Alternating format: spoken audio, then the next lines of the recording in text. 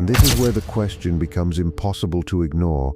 If our thoughts are not just passive observers, but active participants, then what exactly are we shaping with every moment of attention? I've spent years examining this intersection between what we feel internally and what unfolds externally, and one pattern keeps emerging with quiet consistency. The human mind does not operate in isolation.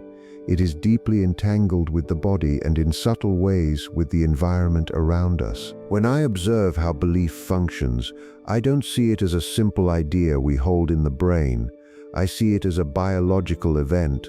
The moment we accept something as true, whether empowering or limiting, the body begins to respond as if that truth is already real. Hormones shift, neural pathways fire in familiar patterns, the heart rhythm changes, and over time these repeated internal states begin to shape our baseline experience of reality. So the real question is not whether thoughts exist, but whether repeated thoughts, reinforced by emotion, can influence the conditions of our lives. Modern science gives us a starting point. We know the brain is plastic. It rewires itself based on experience and focus. If I continuously think in patterns of fear, my brain becomes more efficient at producing fear. If I consistently generate gratitude or curiosity, those pathways strengthen as well. This isn't philosophy, it's observable biology. But here's where it becomes more interesting. The brain does not distinguish well between a vividly imagined experience and a real one. When I mentally rehearse a scenario with enough emotional intensity, my body reacts as though it is happening now. Stress hormones rise, muscles tense, or, in a positive state, the body relaxes and coherence begins to emerge. So when we say thoughts shape reality, we're not necessarily saying thoughts instantly change the external world like magic. What we're seeing is that thoughts change the internal state, and that internal state becomes the lens through which reality is perceived, interpreted, and responded to. And perception, over time, becomes behavior. Behavior becomes habit. And habit quietly becomes the architecture of a life. Now, ancient systems of understanding approached this differently. They didn't separate mind and body the way modern frameworks often do. Instead, they treated thought and feeling as part of a unified field of human experience. In those traditions, the quality of your inner world was inseparable from the quality of your outer life. When I look at that perspective through a modern lens, I begin to see a bridge forming, because today we can measure certain aspects of this connection. We can observe how emotional states influence heart rhythms. We can track how stress impacts immune function. We can see how belief affects performance, recovery, even pain perception. And what becomes clear is this: the body listens to the mind constantly. But there's another layer that's often overlooked. Emotion is the amplifier. A thought by itself is weak. It passes through the mind like a cloud. But when a thought is paired with a strong emotional charge, it becomes something else entirely. It becomes a signal that the body pays attention to. If I think I'm not good enough, and I feel it deeply, that combination begins to organize my physiology around that idea. My posture changes, my tone of voice shifts, my decisions become more cautious. Opportunities may pass by, not because reality denied me, but because my internal state filtered them out before I could even recognize them. On the other hand, if I cultivate a genuine sense of possibility paired with calm confidence, the same world can begin to look very different. I notice openings I once ignored. I take actions I once avoided. And slowly, the external reflects that shift. This is where science and ancient insight start to converge in a very practical way. Neither suggests that we can control every event. Life is far more complex than that. But both point toward a consistent truth. Our internal state influences how we meet reality, and how we meet reality influences what becomes possible. I've seen this most clearly in moments of stress. When the body is locked in a survival response, perception narrows, creativity drops, We become reactive rather than intentional. In that state, even small challenges can feel overwhelming. It's not that reality has changed, it's that our capacity to engage with it has been reduced. But when the body shifts into a more regulated, coherent state, something opens, clarity returns, solutions appear where there were none, communication improves, and what once felt like an obstacle begins to look like a problem that can be worked with. So again, I come back to the same idea. Thoughts alone may not directly alter the external world, but they shape the internal conditions through which reality is experienced and influenced. And over time, that distinction becomes less important than it seems, because if my inner state determines my perception, my choices, and my actions, then it plays a significant role in the trajectory of my life. Now, there's a subtle but critical point here. Not every thought deserves attention. In fact, one of the most important skills we can develop is the ability to observe thoughts without immediately identifying with them. Just because a thought appears does not mean it is true, useful, or worth reinforcing. When I begin to notice my thoughts rather than react to them, I create a small but powerful space. In that space, I can choose. I can choose which thoughts to invest in emotionally. I can choose which patterns to repeat. And over time, those choices begin to reshape both the brain and the body. This is not about forcing positivity or denying difficulty. It's about becoming aware of the feedback loop between thought, emotion, and biology, and learning how to work with it consciously. Because once I understand that loop, I begin to see that my experience of reality is not fixed. It is dynamic, responsive, and influenced by where I place my attention. And that realization carries both responsibility and possibility. It means I am not simply at the mercy of external circumstances, but it also means I cannot ignore the patterns I reinforce internally. Every reaction, every belief, every emotional habit is part of a larger system that is constantly shaping how I show up in the world. So when we ask, can thoughts really change reality? I find that the more useful question becomes something slightly different. How are my thoughts already shaping the reality I experience? And what would happen if I began to work with them more deliberately, more consciously, and with a deeper awareness of the quiet, ongoing conversation between my mind, my body, and the world, just beyond my perception, where subtle shifts begin long before they are visible, and where the boundary between what I feel and what I experience starts to blur in ways that are far more interconnected than we've been taught to notice, especially when I begin to see how even the smallest internal change can ripple outward into something that gradually reorganizes not only how I think, but how I act, respond, and ultimately what I allow into my life. Because once I start paying attention at that level, I notice a pattern that's difficult to dismiss. The moments when I feel most aligned internally, clear, calm, and focused, are often the same moments when things in the external world seem to flow with less resistance. Conversations become smoother, decisions feel more intuitive. Even challenges, while still present, don't carry the same weight. And I've asked myself many times, is that coincidence? Or is there something deeper happening beneath the surface? One way to understand this is through the idea of coherence. When the mind is scattered, jumping between fear, doubt, distraction, the body reflects that chaos. Heart rhythms become irregular, breathing becomes shallow, the nervous system stays on alert. In that state, I'm not operating at my full capacity. My perception is fragmented and my responses tend to be reactive. But when I bring my attention into the present moment, when I slow my breathing and allow my thoughts to settle, something begins to synchronize. The heart rhythm becomes more ordered. The brain waves begin to shift. There is a measurable change in how the systems of the body communicate with each other. This state, often described as coherence, is where I begin to function differently. Not because the world has changed, but because I have. And from that state, the quality of my thoughts also changes. They become less driven by fear and more guided by clarity. I'm not trying to control every outcome. Instead, I'm engaging with reality in a way that is more responsive and less forceful. This is where the conversation around changing reality becomes more grounded. It's not about imposing will onto the external world.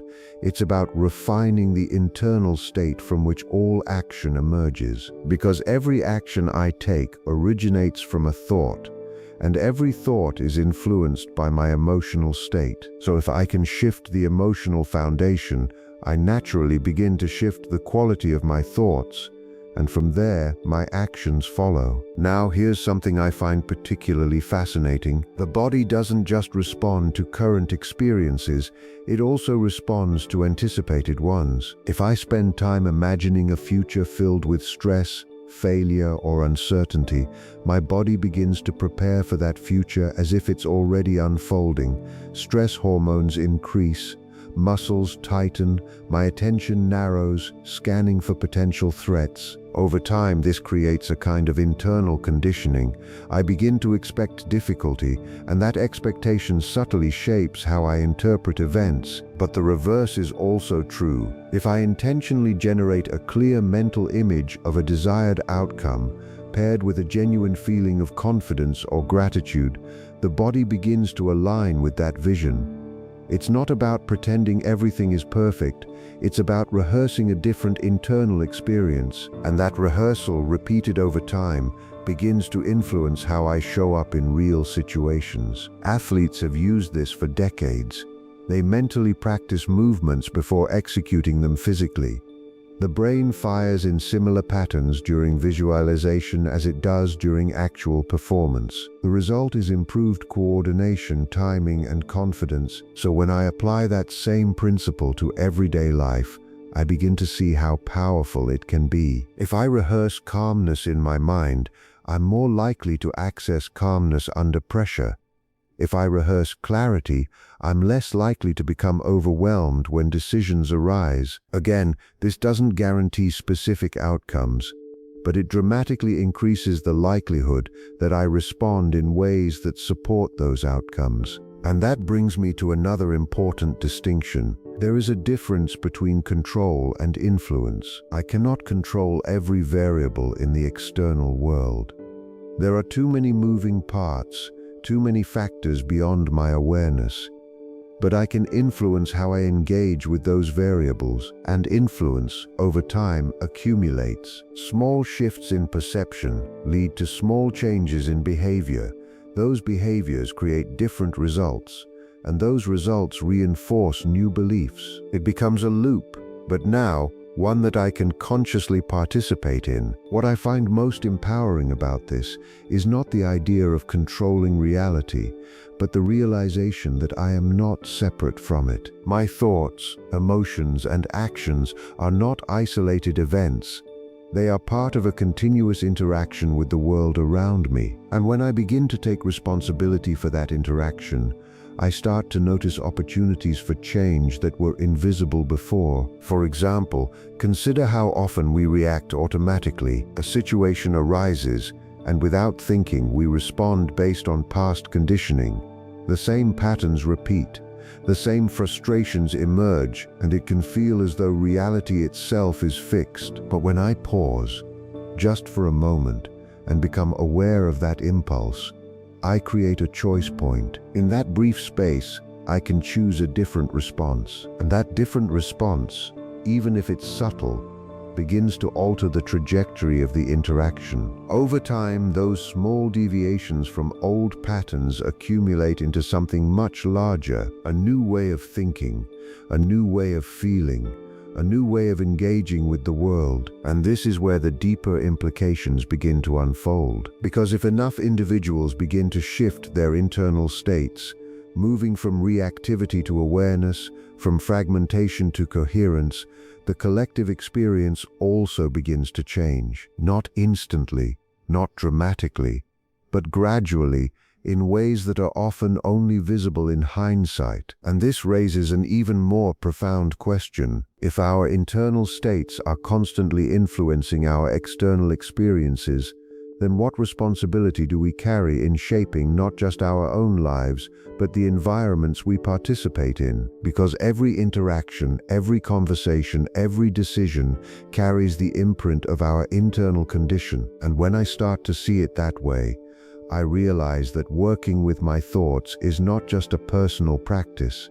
It's a form of participation in a much larger system, a system where subtle shifts matter, where attention matters, where the quality of my inner world quietly contributes to the reality we all share. And the more I explore this, the more I begin to notice that the boundary between inner and outer is not as rigid as it once seemed. It's more like a continuous exchange, an ongoing dialogue between perception and experience, between intention and outcome, and within that dialogue, there is a space, a very real, very practical space where change begins, not as a sudden transformation, but as a series of small, intentional adjustments, a thought noticed, an emotion acknowledged, a reaction softened, a choice made with greater awareness than before. And as these moments accumulate, something shifts, not just in how I feel,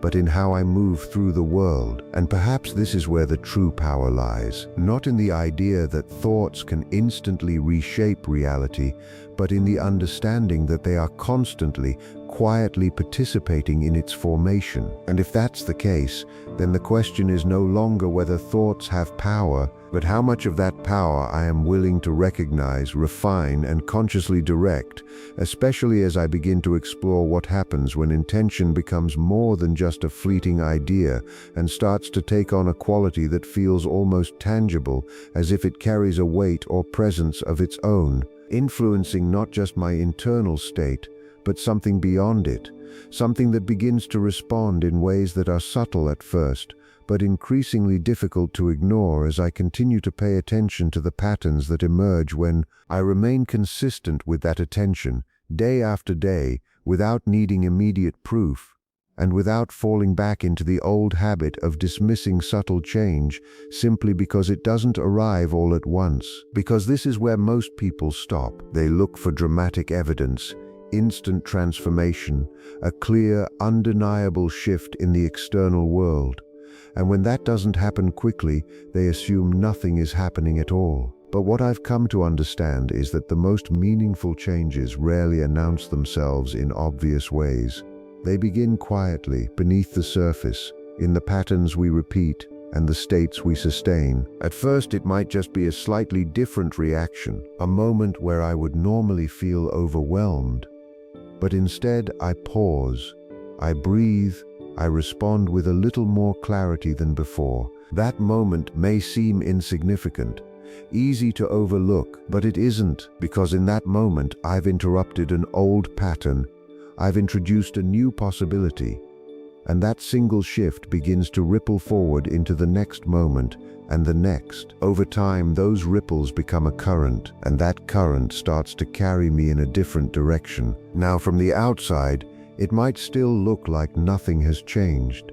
The same environment, the same people, the same challenges, but internally something is reorganizing, and that internal reorganization changes how I interpret everything I encounter. What once felt like a threat may now feel like feedback. What once felt like failure may now feel like information, and that change in interpretation directly affects the choices I make next. This is one of the most overlooked ways thoughts influence reality, not by altering events themselves, but by transforming the meaning we assign to those events. And meaning shapes response. Response shapes outcome. So even if two people experience the exact same situation, their realities can unfold in completely different ways, simply because of how they perceive and respond to it. This is not abstract theory. It's something we see in everyday life. One person encounters a setback and sees it as confirmation that they should stop.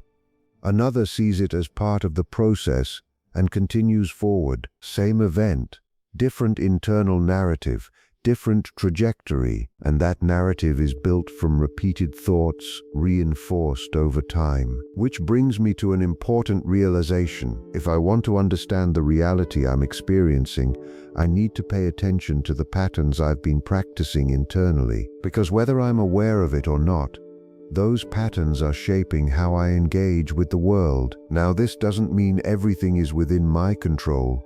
It doesn't mean I can think my way out of every difficulty or prevent every challenge, but it does mean that I am not powerless. There is a space, small at first but expandable, where I can influence how I meet those challenges. And in that space, my thoughts matter, not as isolated fragments, but as part of a larger system that includes emotion, physiology, perception, and action. The more I become aware of that system, the more intentional I can be with it. And intention, when sustained, begins to take on a different quality. It's no longer just a wish or a fleeting idea.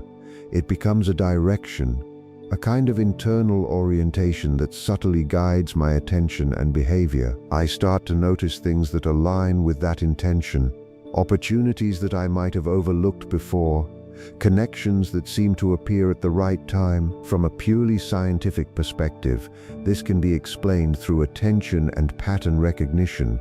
The brain filters vast amounts of information and highlights what it deems relevant based on what I consistently focus on. So if I focus on limitation, I'll find evidence of limitation. If I focus on possibility, while remaining grounded and realistic, I begin to notice pathways that support that perspective. But from a more experiential perspective, it can feel like something else is happening. It can feel as though reality itself is responding. And whether we interpret that as a function of the brain, the body, or something more complex, the effect is the same.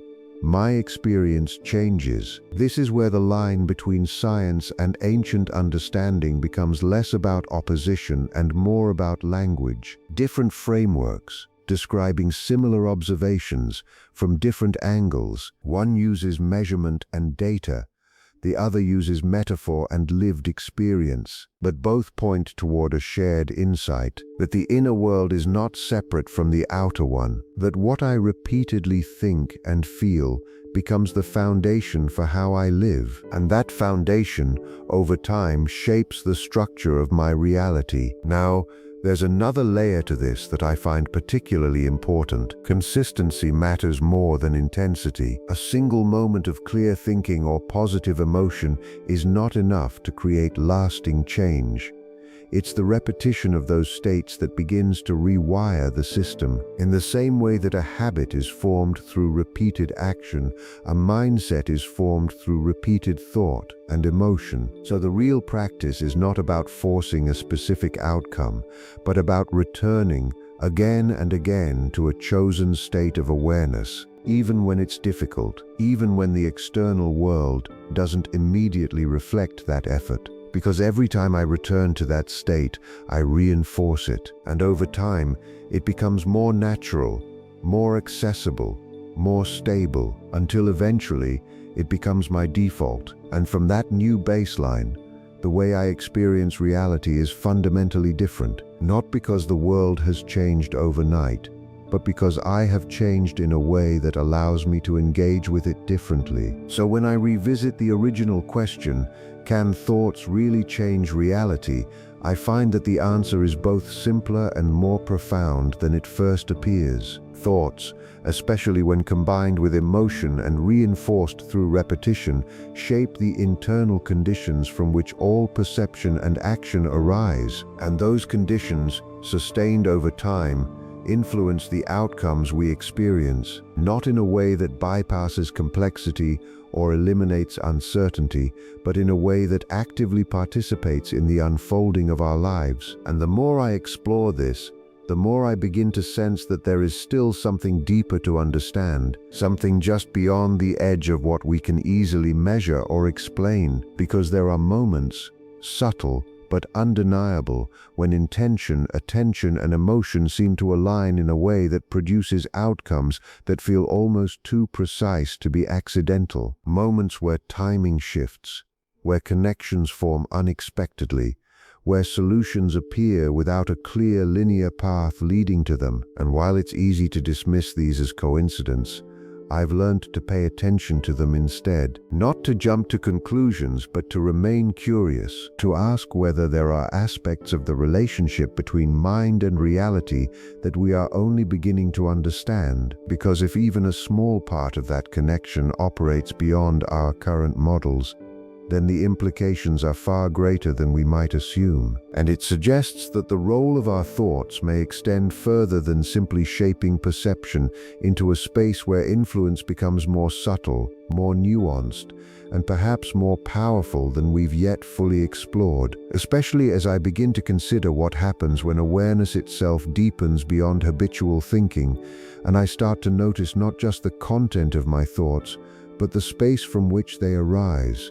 A space that feels still, observant, and strangely untouched by the fluctuations of emotion and belief, as if it exists just beneath the surface of everything I experience, quietly present, waiting to be recognized as something more than background noise, something that may hold a key to understanding how thought, perception, and reality are connected in ways that begin to reveal a dimension of experience that is less about doing and more about observing, less about forcing change, and more about understanding the source from which change naturally emerges. When I first started noticing this, it felt almost counterintuitive. Everything I had learned pointed toward effort, toward shaping thoughts, refining beliefs, directing attention with precision, and those practices are valuable.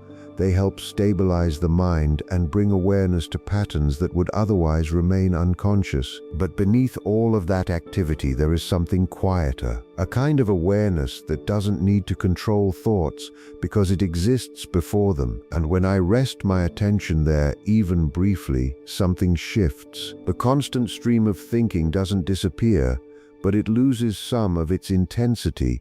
It becomes less commanding, more like background movement rather than something I'm compelled to follow. And in that space, I begin to see thoughts for what they are, temporary events arising and passing rather than fixed truths that define reality. This changes everything, because if I am not completely identified with every thought that appears, then I am no longer bound to reinforce every pattern. I can still choose which thoughts to engage with, which emotions to cultivate, which perspectives to adopt.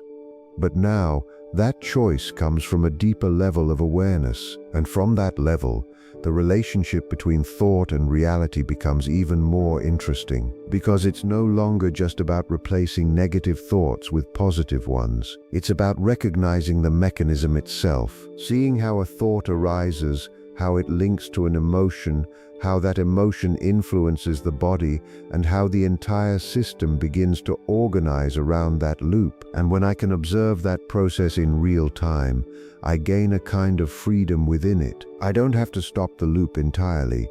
I simply have to stop feeding it unconsciously. Now, here's where this connects back to the question of shaping reality. If most of our experience is filtered through these automatic loops, then much of what we call reality is actually a reflection of repeated internal activity, not in a literal sense where the external world is an illusion, but in a practical sense where our experience of that world is heavily conditioned. So when I interrupt a pattern, when I choose not to react in the usual way, I'm not just changing a thought, I'm changing the entire cascade that follows. The emotion softens, the body relaxes, the perception widens, and from that wider perception, new options become visible. Options that were always there, but hidden by the narrow focus of a conditioned response. This is where subtle influence becomes tangible, because in that moment, I am interacting with reality differently, and that different interaction produces a different result. Now multiply that by hundreds of moments,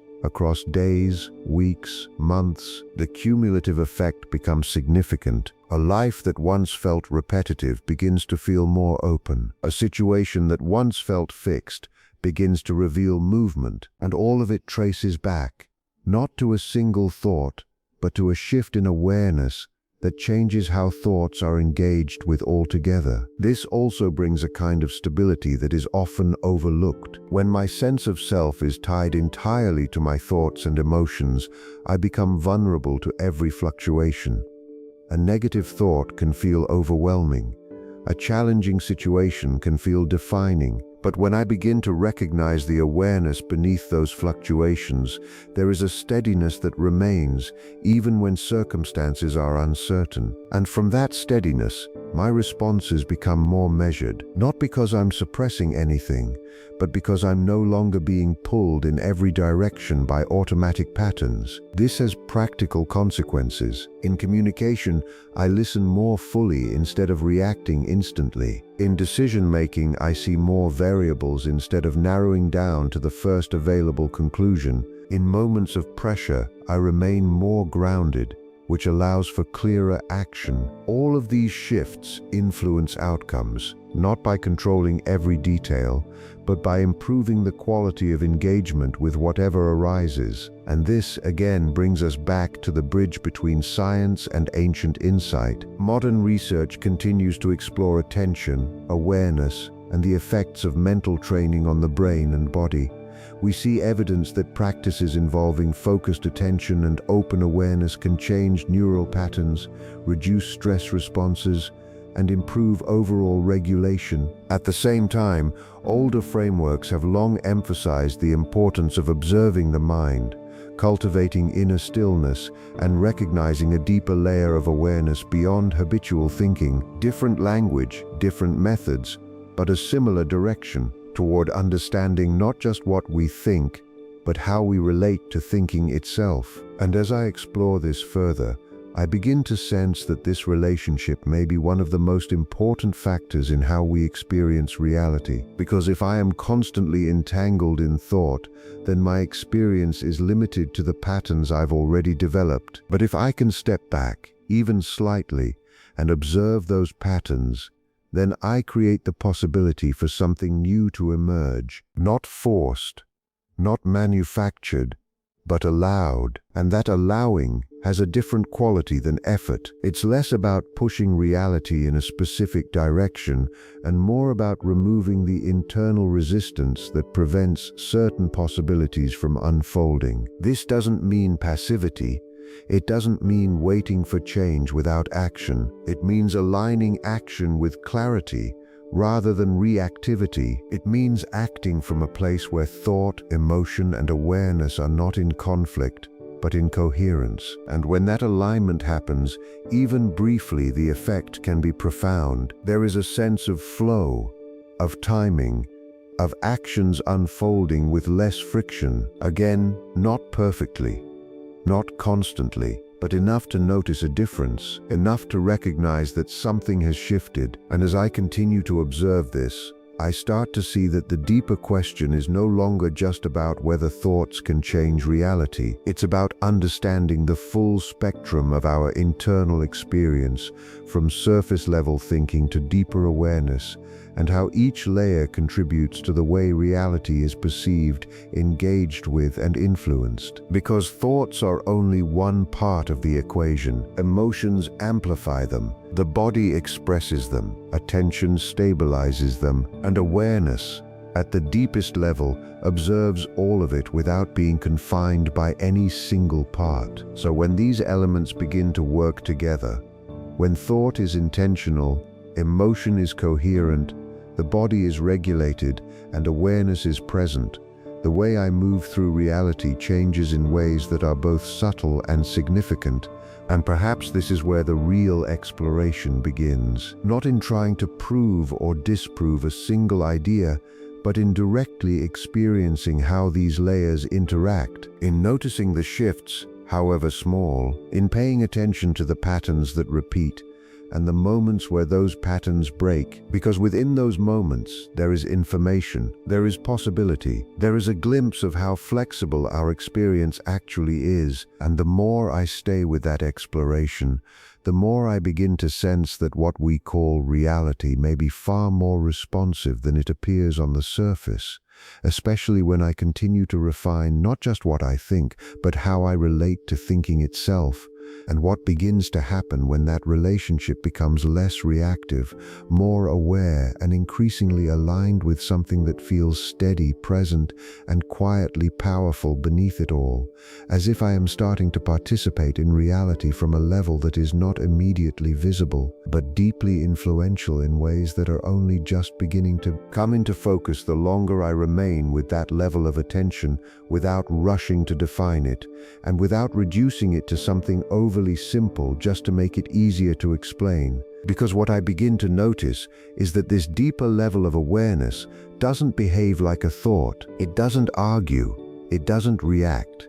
It doesn't try to convince me of anything. It simply observes. And in that observation, there is a kind of clarity that feels fundamentally different from the clarity that comes from analyzing or reasoning. It's quieter than that, more immediate, almost as if I'm seeing my experience directly, without the usual layer of interpretation that thoughts tend to add. At first, this can feel unfamiliar. We're so used to thinking our way through everything, narrating each moment, labeling, judging, comparing, and suddenly there's a space where none of that is required. Just awareness, noticing, and in that noticing, something subtle begins to change. The grip of habitual thoughts starts to loosen, not because I've forced them to stop, but because I'm no longer giving them the same level of automatic attention. They arise, as they always have, but now they pass more freely, and in their place there is more room for something else, a kind of responsiveness that isn't pre-programmed, a capacity to meet each moment as it is, rather than as I expect it to be. This is where the influence on reality takes on a different dimension, because now it's not just about shaping internal states or rehearsing desired outcomes. It's about engaging with life from a level that is less conditioned, more open, and inherently adaptive. From this place, action still happens. Decisions are still made, but they arise from a clearer perception, rather than from a reactive loop, and that clarity often leads to choices that are more aligned with what is actually needed in the moment, rather than what past patterns would dictate. Over time, this creates a noticeable shift. Situations that once triggered automatic reactions begin to unfold differently. Conversations become less about defending a position and more about understanding. Challenges become less about resistance and more about navigation. Even uncertainty begins to feel different, not as something to fear, but as something to engage with. And through all of this, the relationship between thought and reality continues to evolve. Because now, thoughts are no longer the primary driver. They are tools, useful, powerful, but not in control. And this changes how they influence experience. When I choose to think in a certain way, it is no longer an unconscious habit. It is a deliberate act, supported by awareness. That makes it more precise, more effective, less scattered. And when that kind of intentional thinking is combined with a stable, coherent emotional state, the impact becomes more consistent, not dramatic, not instantaneous, but reliable over time. This reliability is what builds trust in the process. Not blind belief, but direct observation, seeing how small internal shifts lead to small external changes, seeing how those changes accumulate, seeing how patterns that once felt fixed begin to dissolve. And as that trust grows, so does the willingness to explore further, to look more closely at the moments where things seem to align in unexpected ways. Because there are times, subtle but distinct, when it feels as though the boundary between internal intention and external outcome becomes thinner. Moments where timing feels almost precise, where the right information appears at the right moment, where a decision made from clarity leads to an outcome that couldn't have been predicted through linear thinking alone. I approach these moments carefully, not jumping to conclusions, not assigning meaning too quickly, but also not ignoring them, because they suggest that there may be layers of interaction between mind and environment that are not fully captured by our current models. And that doesn't mean abandoning science or logic. It means remaining open to the possibility that our understanding is still evolving, that what we can measure today may only represent a portion of what is actually occurring. And in that space of openness, exploration becomes possible, not through belief alone, but through direct experience, through observing how intention, attention, emotion, and awareness interact in real time, through noticing the patterns that emerge when these elements are aligned, and through recognizing when they are not, because misalignment is just as informative. When thoughts are scattered, emotions are reactive, and awareness is absent, the results tend to reflect that fragmentation. Decisions become inconsistent, actions lack clarity, outcomes feel unpredictable or unsatisfying. But when alignment is present, even partially, the difference is noticeable. There is more continuity between intention and action, more coherence between thought and feeling, and that coherence seems to create conditions where outcomes are more in line with what was intended. Again, not perfectly, but with enough consistency to recognize a pattern, and that pattern points towards something important, that the quality of our internal state matters, not just for how we feel, but for how we interact with the world. And that interaction, repeated over time, shapes the trajectory of our experience. So as I continue to explore this, I find myself less focused on trying to prove whether thoughts can change reality in a direct, measurable way, and more focused on understanding how the entire system operates, how thought, emotion, body, attention, and awareness form a dynamic network, how changes in one part affect the others, and how through conscious engagement, that network can be influenced in ways that are both subtle and profound. Because ultimately, this is not just a theoretical question, it's a practical one. It shows up in how I start my day, in how I respond to difficulty, in how I make decisions, communicate, and take action. Every moment becomes an opportunity to observe, to adjust, to refine, and through that ongoing process, something begins to emerge, a deeper sense of participation, not as someone trying to control reality, but as someone learning to work with it more skillfully, more consciously, more in tune with the underlying patterns that connect inner experience with outer expression. And as that sense of participation deepens, the question itself begins to change once again. It becomes less about whether thoughts can change reality, and more about how awareness, intention, and aligned action together create a kind of influence that is both grounded and expansive, both measurable and subtle, operating across levels of experience that we are only beginning to recognize, especially when I start to consider what might be possible if this level of awareness were not just occasional, but sustained, integrated into daily life in a way that transforms not just isolated moments, but the entire way I relate to existence, moment by moment, thought by thought, choice by choice, as the exploration continues into something that feels less like a question to be answered and more like a process to be lived, unfolding in real time with each new layer of attention I bring to. When we step back and look at the question, can thoughts really change reality? We begin to see that the answer is not a simple yes or no. Instead, it invites us into a deeper exploration of how our inner world shapes our lived experience. Let me guide you through this in a grounded, practical way. First, we need to understand something very important. Your thoughts are not isolated events.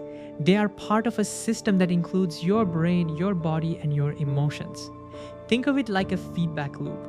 A single thought creates a feeling. That feeling sends signals throughout your body, and your body in turn reinforces that thought. Imagine this in a simple, everyday situation. You wake up in the morning and immediately think, today is going to be stressful. That one thought begins a chain reaction. Your body tightens slightly, your breathing becomes shallow. You may not even notice it consciously, but your system has already shifted into a mild stress response. Now, because your body feels stressed, your mind starts looking for evidence to support that feeling. A small inconvenience, like a delayed message or traffic, suddenly feels bigger than it actually is. By the end of the day, you say, "See, I knew it would be stressful." But look closely. Did the day create the thought? Or did the thought shape how the day was experienced? This is where modern science offers clarity. The brain is constantly filtering information. At any given moment, there are thousands of details around you, but your mind only selects a few to focus on. And what determines that selection? Your expectations, your beliefs, and your emotional state. In simple terms, you tend to see what you are already thinking about. Now, let's connect this to something deeper. Your body does not clearly distinguish between a real experience and a vividly imagined one. If you imagine a stressful situation in detail, your body reacts as if it's happening, your heart rate increases, stress hormones are released.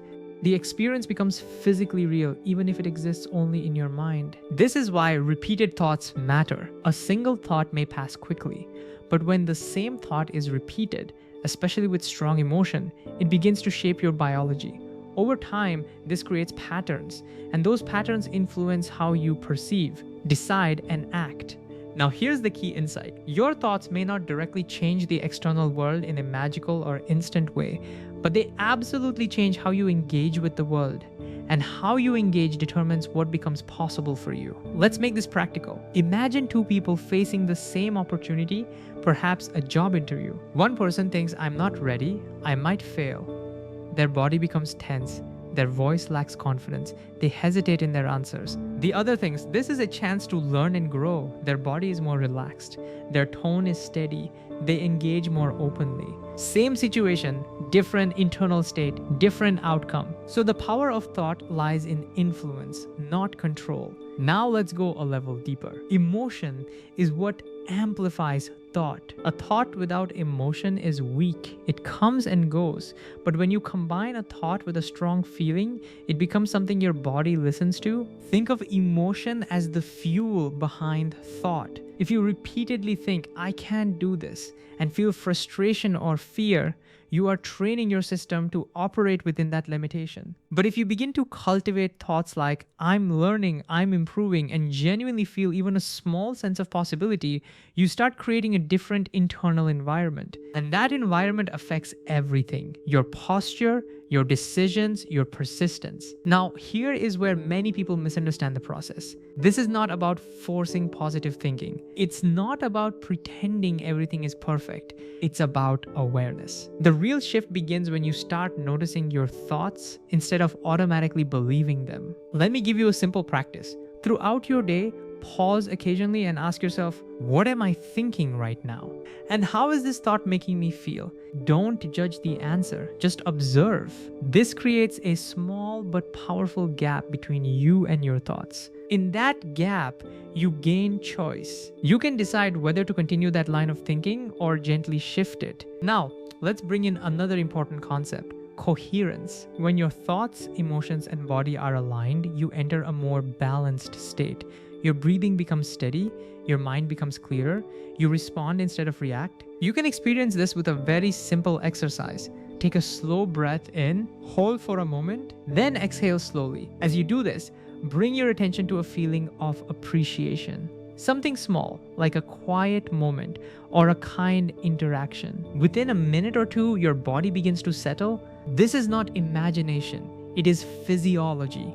And from this state, your thinking naturally improves. So instead of trying to fix your thoughts directly, sometimes it is more effective to shift your state first through breathing, posture, or attention. Now, let's connect this to daily life. Every interaction you have is influenced by your internal state. If you enter a conversation already defensive, you will interpret words differently. You may react quickly.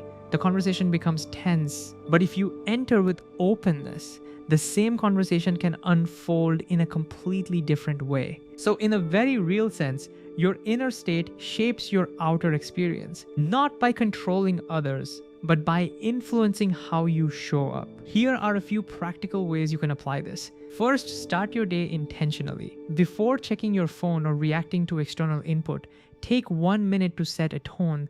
Ask yourself, how do I want to feel today?